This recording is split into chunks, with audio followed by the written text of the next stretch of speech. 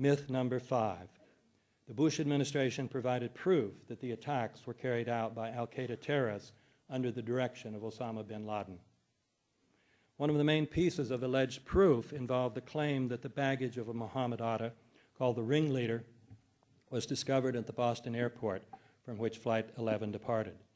This baggage, besides containing Atta's passport and driver's license, also contained various types of incriminating evidence, such as flight simulator manuals, videotapes of Boeing airliners, and a letter to other hijackers about preparing for the mission.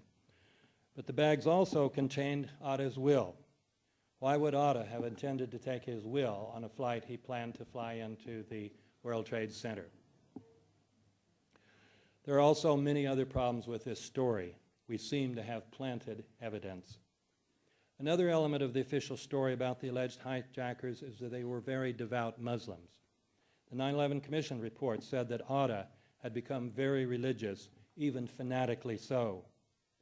The public was thereby led to believe that these men would have no problem with a suicide mission because they were ready to meet their maker. But investigator-reporter Daniel Hopsecker discovered that Atta loved cocaine, alcohol, gambling, pork, and lap dances. Several of the other alleged hijackers had similar taste, reported the Wall Street Journal. The Commission pretends, however, that none of this information was available. While admitting that Atta met other members of al-Qaeda in Las Vegas shortly before 9/11, it says that it saw no credible evidence explaining why, on this occasion and others, the operatives flew to or met in Las Vegas. Another problem in the official account is that although we are told that 4 or 5 of the alleged hijackers were on each of the flights, no proof of this claim has been provided. The story, of course, is that they did not force their way onto the planes, but they bought tickets. If so, their names should have been on the flight manifests. But the flight manifests that have been released contain neither the names of the alleged hijackers nor any Arab names whatsoever.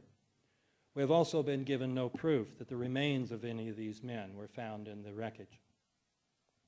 One final little problem is that several of these 19 men, according to stories published by the BBC and British newspapers, are still alive.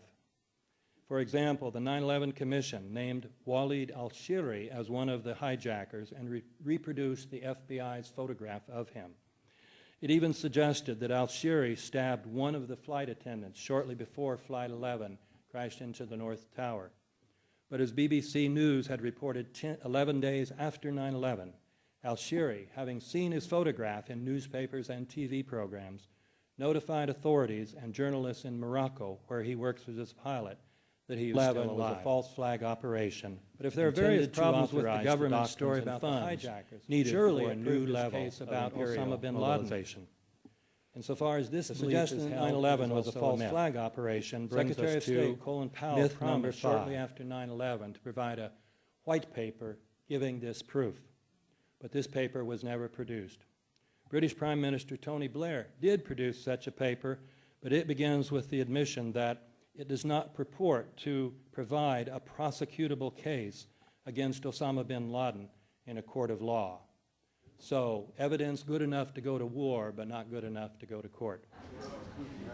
And although the Taliban said that it would hand bin Laden over if the United States presented evidence of his involvement in 9/11, Bush refused. This failure to provide proof was later said to be unnecessary because bin Laden, in a video allegedly found in Afghanistan, admitted responsibility for the attacks. This confession is now widely cited as proof. But the man in this video has darker skin, fuller cheeks, and a broader nose than the Osama bin Laden of all other videos. We again seem to have planted evidence. There are, moreover, other problems in the official account of Osama bin Laden. For one thing, in June of 2001, when he was already America's most wanted criminal, he reportedly spent 2 weeks in the American hospital in Dubai, was treated by an American doctor, and visited by the local CIA agent. Also, after 9/11, when America was reportedly trying to get Osama dead or alive, the U.S. military evidently allowed him to escape on at least 4 occasions, the last one being the Battle of Tora Bora, which the London Telegraph labeled a grand charade. Shortly thereafter, Bush said, "I don't know where bin Laden is. I really don't care. It's not our priority. Sometimes the truth slips out. In any case, the idea that the Bush administration has provided proof for its claims about Osama bin Laden and the al-Qaeda hijackers is a myth.